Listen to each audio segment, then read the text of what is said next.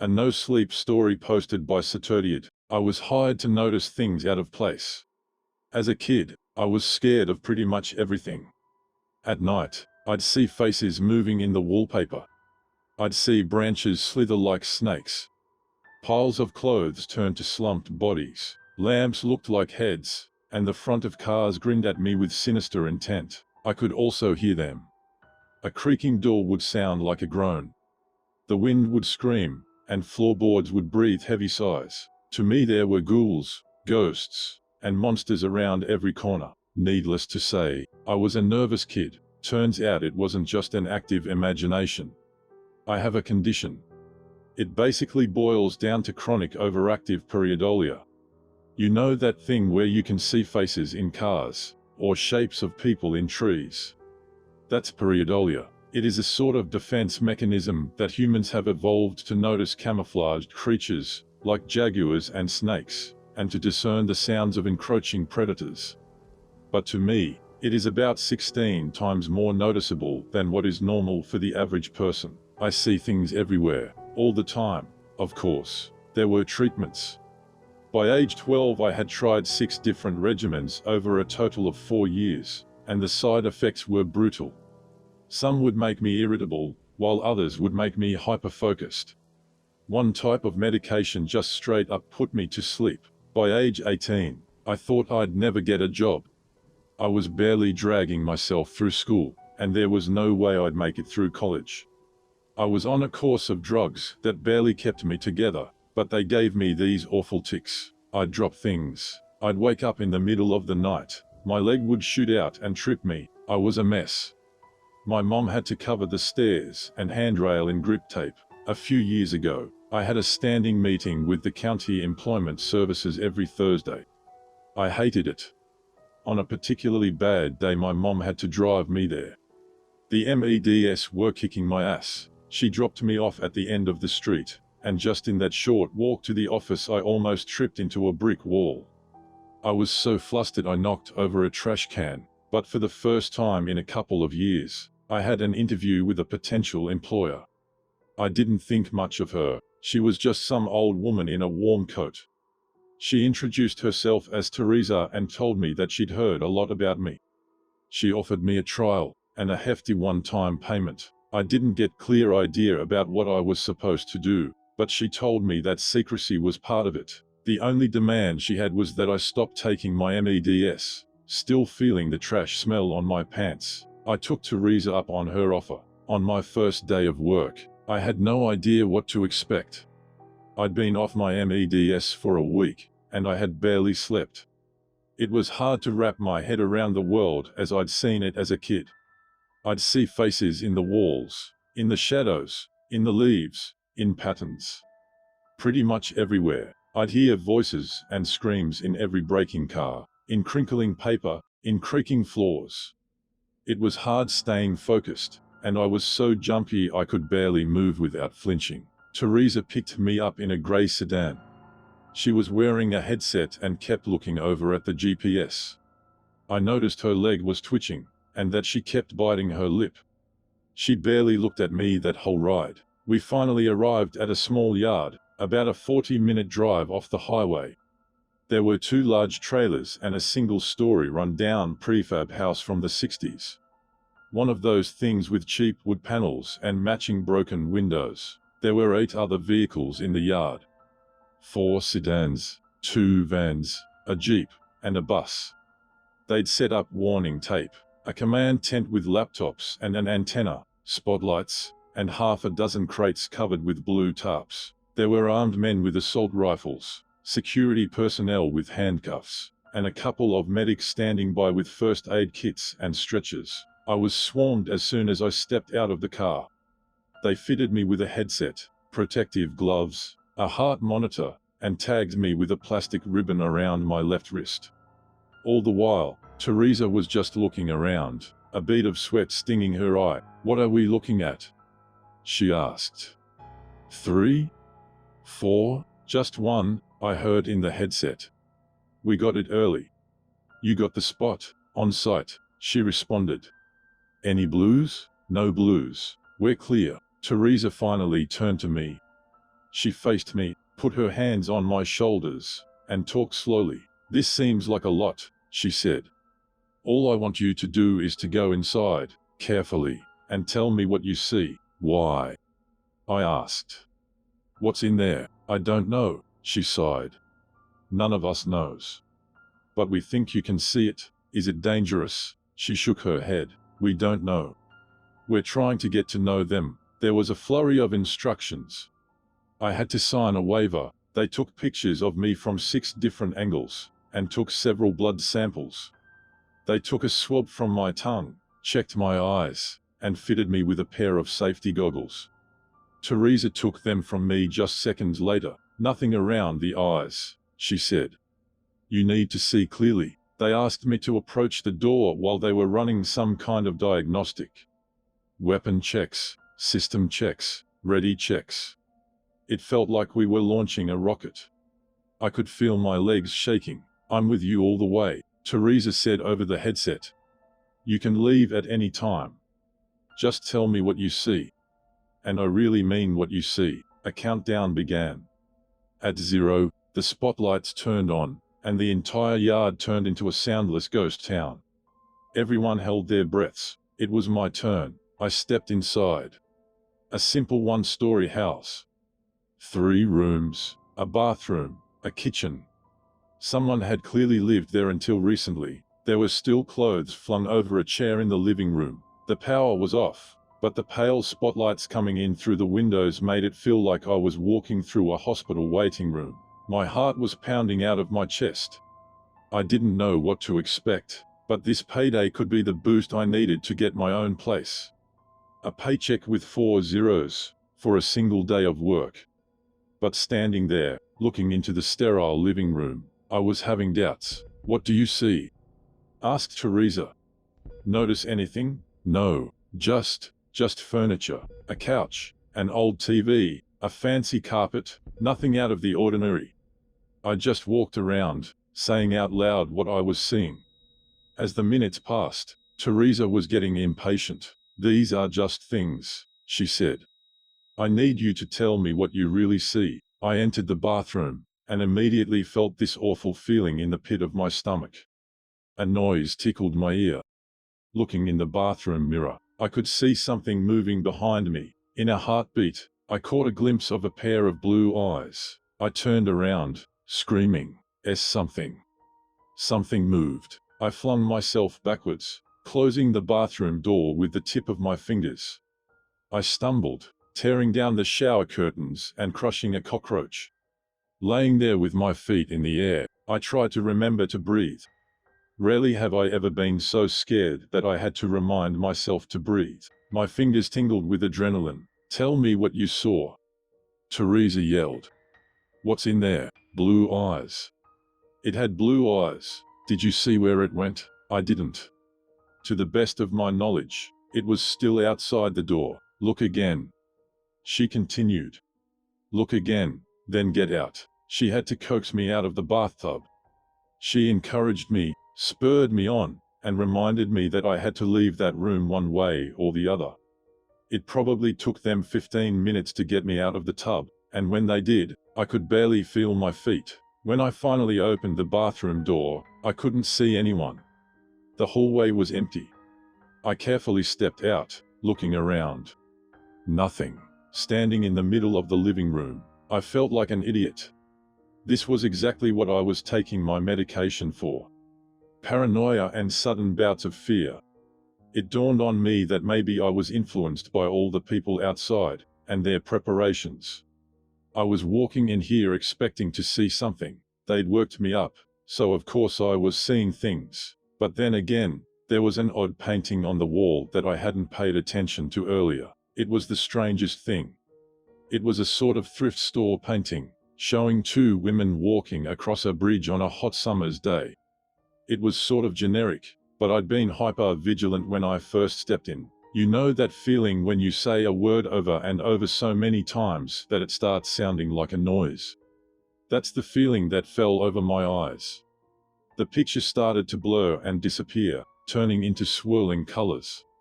And there, in that blur, I saw those blue eyes. There were small blue spots in the water, on the sides of the bridge in the painting.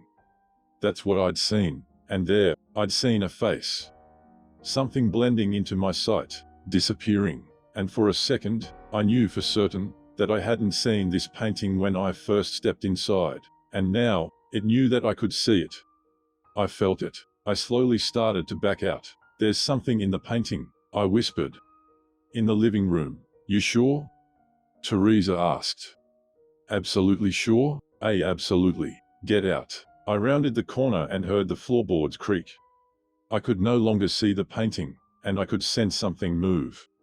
Backing out of the front door and into the cool autumn air, I could feel hands on my shoulder. Armed men pulled me back, and paramedics started to check my eyes with flashlights. They asked me all sorts of personal questions, like my name, my mother's maiden name, and the name of the president. I was told to lay down, as I heard a team breach the house with stun guns, cattle prods, nets, and a crate. Laying there and feeling the pressure subside, I just cried and laughed. I didn't even notice Teresa sitting down next to me. I was given a cold drink and a pill, and I took it without question. You did good, she said. You're done, you're done. What was that? What's in there? Something only a special mind can see. That was my first time working with Teresa. Over the coming years, I would be called in about once or twice a month, and the pay I got from those few days were enough to get me out of my parents' house. Teresa would check in with me weekly, and I had to submit to regular checkups. But more often than not, I was completely off the leash. I started to learn a bit more about the company I was working for, and what they were doing. I started getting payments from h𝑖𝑟𝑒𝑑 Biotechnica, a subsidiary of h𝑖𝑟𝑒𝑑 Pharmaceuticals. My official title was contractor, a title that was repeated like a name.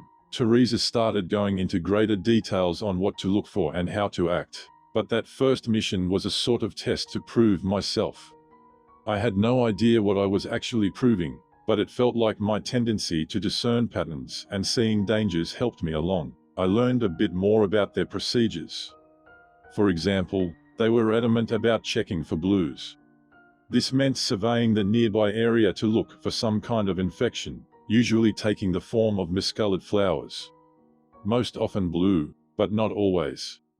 Sometimes tulips, most often sunflowers. Once they just found a bunch of teeth sticking out of the wall. Whenever they checked for blues, this is what they would look for. Something overtly strange and unnatural. When something like this was found, the whole mission would be called off, and they would use controlled explosives to just take out the entire area. In more populated areas, they'd set up tents and use flamethrowers. I remember once, the week before Christmas, when 6 men with flamethrowers were called in to burn down a greenhouse. I'll never forget the way the flames reflected off their visors. To them, it all just looked like flames. But I saw something else. I saw bodies, wreathing in the flames. I heard screams in the shattered glass. And in the charred remains of melted plastic, I'd see pained faces glaring at me with hateful black eyes. Up until a few months ago, I had worked a total of 33 cases over 2.5 years. Every case, I'd step into a location and look for 1 to 3 things hiding in plain sight. Up until that point, I still had no idea what they actually were. Sometimes I'd catch a glimpse of something running past me, or see a pair of blue eyes looking at me from across the room. Every time, I just reported it and left. A chair. A fridge. A suspicious window.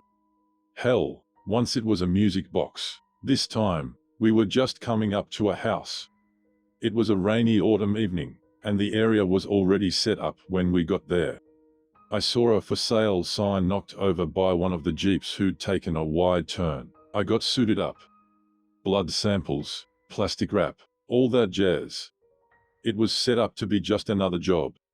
Although I was still nervous, I was getting better. No blues? Asked Teresa. None, said one of the armed men.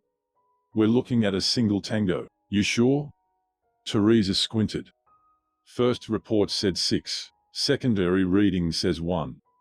We might have runners. Notify the 𝒜𝓊𝓉𝒽o𝓇, she sighed. Put him on the hunt. She turned to me with a smile. tapping me on the shoulder, in and out. "You got this. I got this," I repeated. "Yeah, standard routine. Countdown, spotlights, game on." It felt like stepping onto a stage. As I walked through the door and saw my shadow stretch out across the floor, I felt like a hunter. That I was the one to fear, and that whatever stayed in this house tried to hide for good reason. "The floor is crooked," I noted. "Strange place. You sure?" "Yeah," I nodded. "Definitely." I steadied myself and started checking the rooms one by one. I waited for that feeling to emerge. My eyes seeing through the obvious and seeing the picture beneath the picture.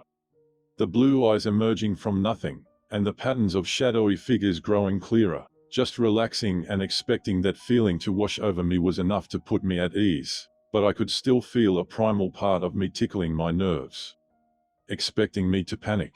But nothing happened. I checked the kitchen, the living room, the bedroom. There was nothing. Just a strangely crooked floor, empty rooms, and the echo of my own footsteps. An empty guest bedroom with a single window. Through it, I imagined scowling faces in the trees outside. 20 minutes passed, and I got nothing. I reported to Teresa, and she assured me we were still getting readings from inside the house. Something was still in there with me, but I hadn't seen anything. I went through cycles of denial, fear, and anger. Over and over. What was I missing? Finally, I just sat down in the middle of the living room floor. I scratched my eyes, sighed, and tried to relax. "Teresa, I'm not feeling it." "Are you sure?" There was no response. "Teresa?" "Yeah," she responded, absent-mindedly. "Yeah, no, we're good." "Hold on for a minute. We're good?" I asked. "What do you mean we're good?" Again, no response. I stomped around for another 10 minutes before I went up to a window facing the front yard. It was hard to see through the glare of the spotlight. "Teresa? I'm coming out." The place is empty. As soon as I opened the front door, I saw 24 faces fixed on me. Maybe they were surprised to see me, but I got the sense that there was something else. I could tell something was off. They all looked at me with strange expressions. Some neutral, some smiling ear to ear. One of the paramedics just stared at me with slack-jawed terror. It was as if they didn't know what to feel, or how to express it. A hole sunk through my stomach. I got that hollow feeling as my eyes glazed over, like I was staring at something false, something hiding a pattern. This was the sense I'd been looking for inside, and now I was feeling it. In the far back, I saw Teresa. She stepped out from behind a jeep, smiling ear to ear. Behind the shape of her face, her eyes emerged, glowing with a cold blue. One by one, their eyes flared up in a blue glow. And there, in a moment, my paranoid sight registered human-like shapes in the grass around them. Headless, mauled bodies, imposters, lookalikes, mimics, nightmare beings, having tricked us into a trap. One by one, smiles started creeping across their faces. Rows of impossibly sharp teeth hiding long tongues. Their fingers growing longer, their necks elongating. They were losing their disguises and facing me, head-on, unafraid. Nothing was said out loud. Not a word.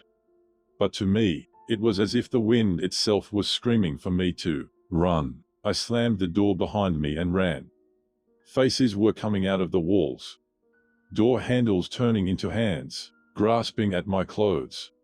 My distorted face reflecting in windows and mirrors with jawless grins. I couldn't blink. Every heartbeat, a new horror forced my eyes open. There were more doors than I remembered. There were more windows than there should be. The kitchen suddenly had a skylight, and there were 4 fridges. Countless paintings had appeared in the master bedroom, depicting cruel and blood-drenched horrors. They were already here, trying to surround me, and my mind was racing to remember what was real and what wasn't. Rushing to the back of the guest bedroom, I remembered there being only one window. Now, there were 2. I had to roll the dice.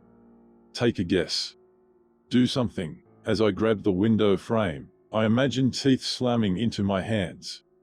tongues licking across my palms, wide smiles sating their hunger. But this time, it was just my imagination. I burst through the window and took off running into the woods. Through the night, I just kept going. My chest hurt from holding the screams in. Without my medication, everything in the dark looked like something reaching for me, trying to eat me, trying to grab me. Creaking branches sounded like laughter, and howling winds were screams. I must have run for hours when my foot got caught between two rocks. As I tumbled to the ground, twisting my ankle, I saw them descend on me. I felt their fingers scratching me. I writhed on the ground, screaming for them to just let me go. To just please, please, let me go. But after a few seconds, I realized I had just scratched myself on the underbrush. There was no one there. I was safe. I broke down crying, trying to ignore the twisted face reflecting off the full moon above. Eventually, I made my way home. There were no messages waiting for me. All my work numbers had been taken offline. All ways to contact them were just gone, and there was no info on the firm that hired me. h𝑖𝑟𝑒𝑑 exists only on paper. There's no location, no contact info, and no names attached. It's all a front. I haven't heard from Teresa since. I think that whoever I've been working for have just assumed I'm dead. That's why I decided to share this anonymously. Those who know who I am can reach out to me. And for those who don't, I just have a word of warning. Be observant. Trust your intuition. It might save your life.